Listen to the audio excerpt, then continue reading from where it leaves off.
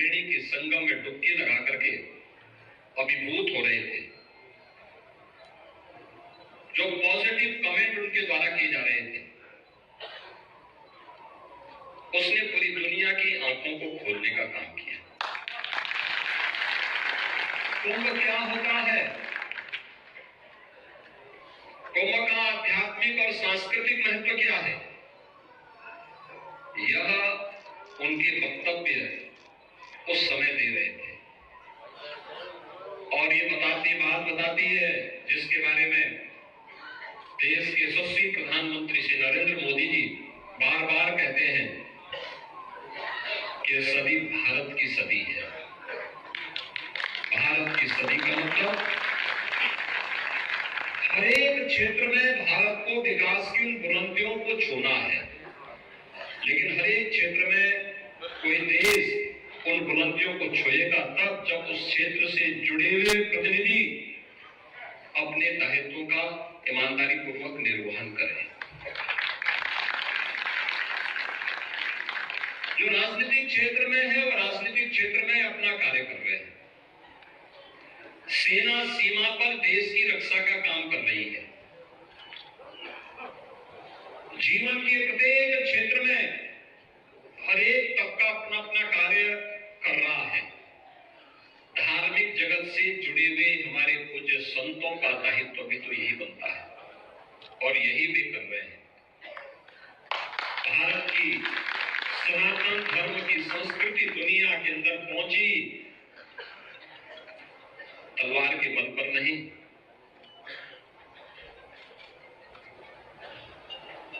अपने सद्भाव के उपदेश के माध्यम से पहुंची।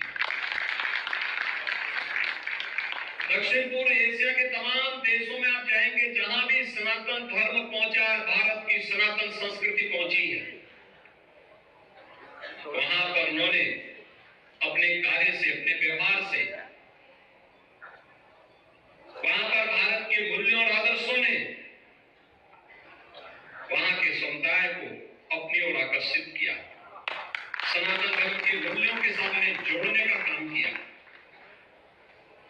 आज भी आप दुनिया के अंदर देख सकते हैं, दुनिया के तमाम ऐसे देश हैं जो अहिंदू होने के बावजूद भी जिन्होंने राम की, कृष्ण की या फिर बुद्ध की परंपरा को स्वीकार किया है और बड़े गौरव के साथ उस परंपरा के साथ जुड़ने में अपने आप को गौरवान्वित महसूस करते हैं। आप इंडोनेशिया में चले जाइए, उपासना विधि इस्लाम है, लेकिन कोई उनसे पूछेगा, किसी इंडोनेशिया वासी से कोई पूछेगा कि आपके पूर्वज कौन है, तो कहेंगे राम हमारे पूर्वज है। आप कंबोडिया में चले जाइए, लाओस में चले जाइए, आप वहां पर जाकर के पूछिए, थाईलैंड में चले जाइए, पूछेंगे कौन है, तो लोग कहेंगे कि हमारे पूर्वज तो बुद्ध थे, महात्मा बुद्ध थे, और बुद्ध के साथ अपना संपर्क संवाद बनाते हैं। आप दुनिया के अंदर किसी अन्य देश में जाइए, किसी न किसी रूप में भारत के साथ वे जुड़ते हुए दिखाई देते हैं।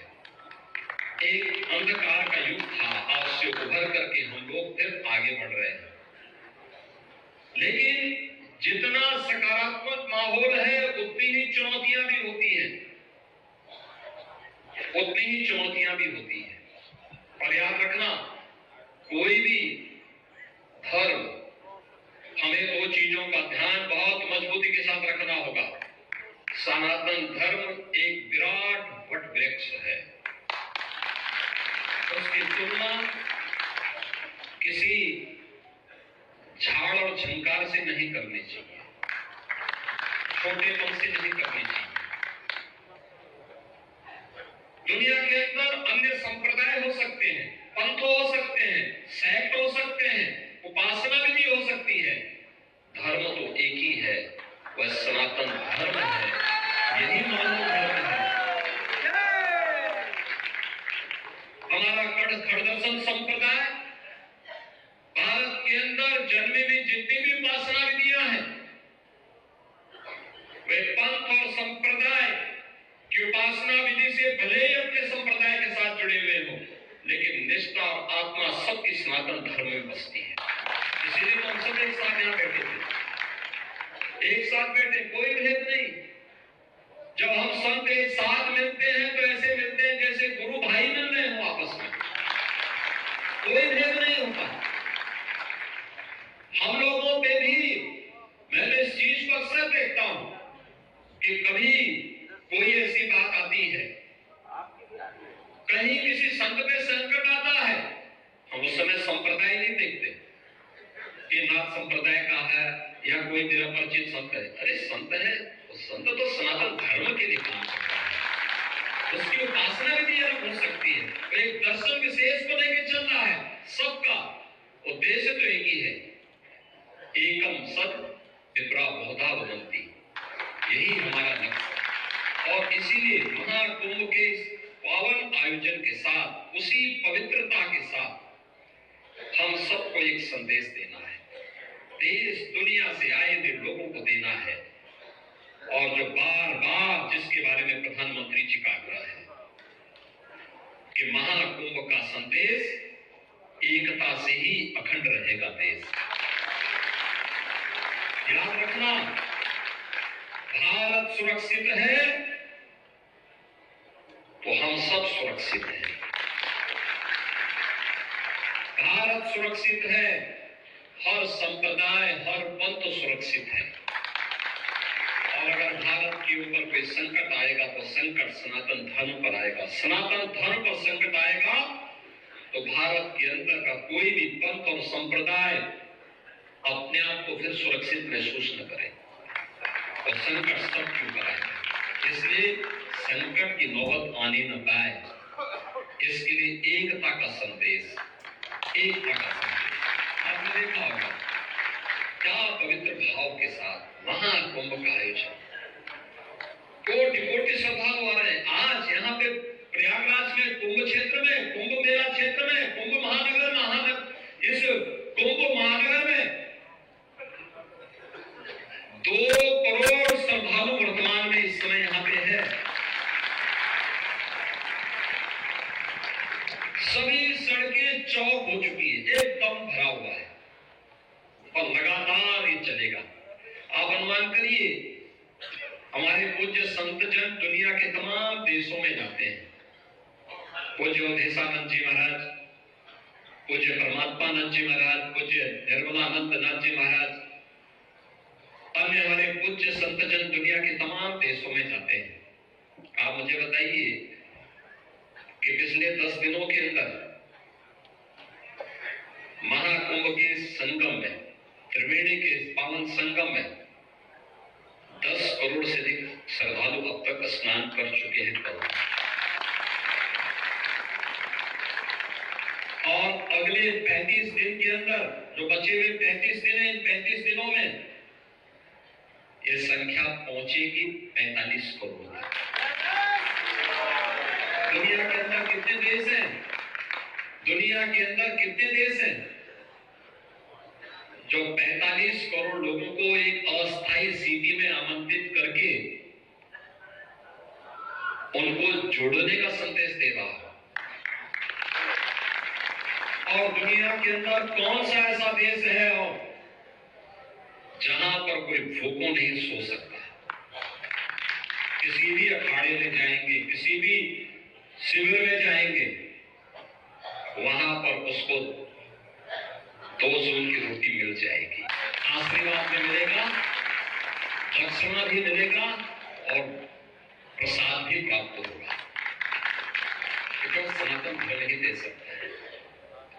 आप जाके देखिए, लाखों लोग, करोड़ों लोग आ रहे हैं, कोई चिंता नहीं, उन्हें मालूम है, कोई चिंता नहीं, उन्हें कहाँ रहना है ये भी चिंता नहीं, कहाँ सोना है, क्या खाना है, कैसे जाना है, कोई चिंता नहीं। बस उठाया अपना बैग, उठाई गठरी और वे आ गए हैं।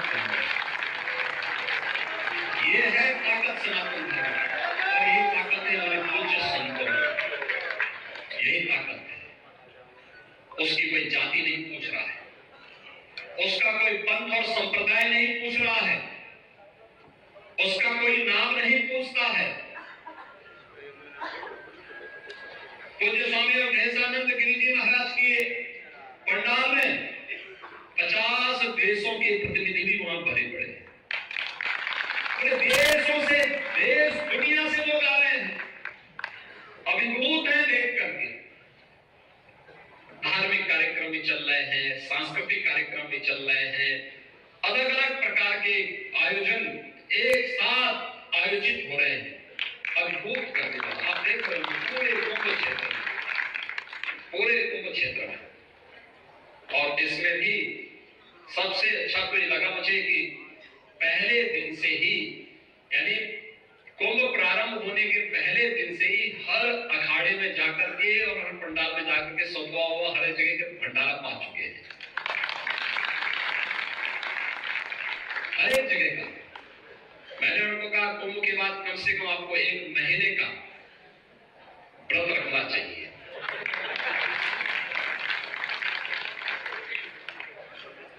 लेकिन उन्होंने संतों को सुविधा प्राप्त हो, पूज्य संतों को यहाँ पर सम्मानजनक ढंग से एक व्यवस्था मिल सके, प्रशासन के साथ मिलकर के तारतम्य स्थापित करके कुंभ की व्यवस्था को महाकुंभ के अनुरूप कैसे किया जा सकता है, इसको लेकर के कार्यक्रम किया।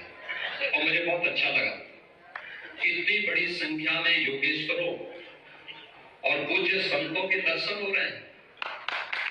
इतनी बड़ी संख्या देश से। सामान्यतः हमारे यहाँ भंडारे के कार्यक्रम चलते हैं, हम लोग जाते हैं कार्यक्रमों में, कभी कभी जाने का अवसर प्राप्त होता है।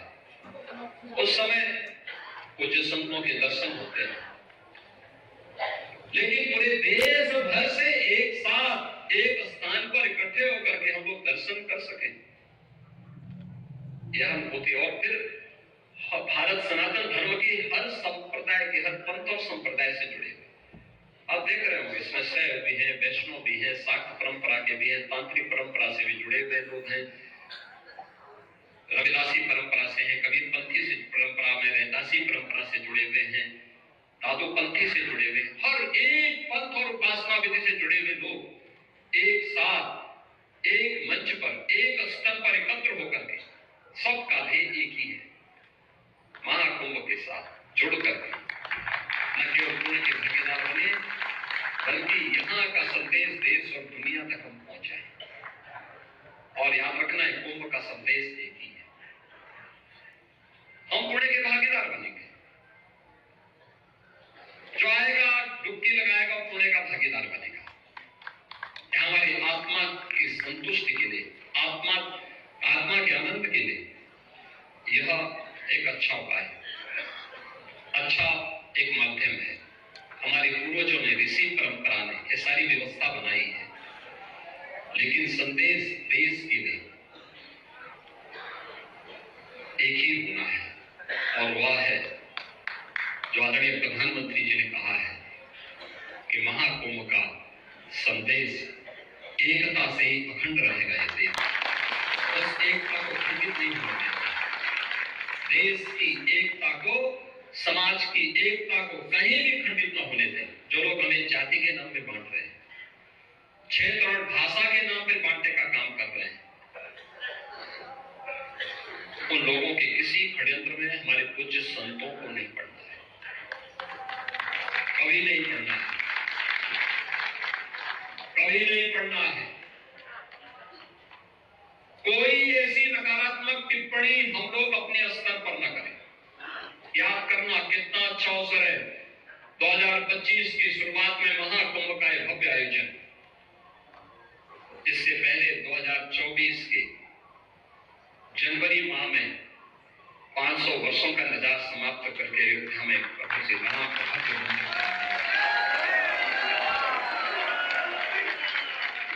आप याद करो ना, 500 वर्ष कितनी पीढ़ियां चली गई,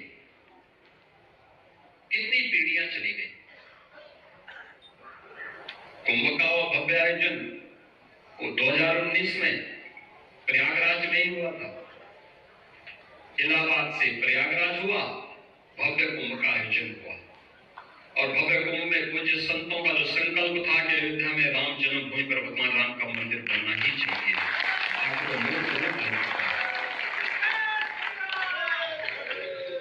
ये सब आएगा। बस एकता का संदेश जन जागरण के माध्यम से समाज को जोड़ते जाइए।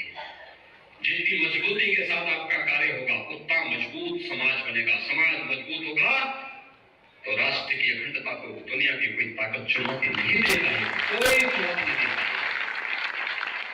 आज के इस अवसर पर मैं एक बार फिर से सभी पूज्य संतों का, आचार्यों का, आचार्य महामंडलेश्वर का, अखाड़ों के आए हुए हमारे सभी पूज्य संतों का, आप देश के अलग अलग क्षेत्रों से आए हुए और दुनिया के तमाम देशों से आए हुए सभी पूज्य संतों का मैं नाथ संप्रदाय के इस पंडाल में, जो हमारी एक व्यवस्था के अंतर्गत यहाँ पे बालकनाथ जी, शिवनाथ जी, चेताई नाथ जी महाराज, हमारे 12 और 18 के श्री मोहन जी, गोरखपुर से योगी कमलनाथ जी भी आए हैं, देवपाटन से मिथिलेश नाथ जी भी आए हैं, और भी अन्य सभी पूज्य संत जन, सभी लोग मिलकर के 12 और 18 की परंपरा से जुड़े हुए सभी पूज्य योगेश्वरों के सानिध्य में जो पूरे योगेश्वर यहाँ एकत्र हुए हैं, खड़ दर्शन संप्रदाय से जुड़े हुए हमारे पूज्य संतजन उपस्थित हुए हैं, इन सब का मैं एक बार फिर से हृदय से अभिनंदन करता हूँ, स्वागत करता हूँ। और कुंभ के संदेश को हम पूरे देश के अंदर हर सनातन धर्मावलंबी के घर तक पहुंचाने का काम करेंगे इस विश्वास के साथ। इस पूरे आयोजन के लिए मैं यहाँ पर अपनी व्यवस्था से जुड़े हुए सभी पूज्य योगेश्वरों के प्रति हृदय से आभार व्यक्त करता हूँ, आपका अभिनंदन करते हुए अपनी वाणी को यहीं पे विराम देता हूँ। धन्यवाद। जय श्री राम। मुझे कमेंट करके बताएं। साथ ही चैनल को लाइक, शेयर और सब्सक्राइब करना ना भूलें। थैंक यू, धन्यवाद।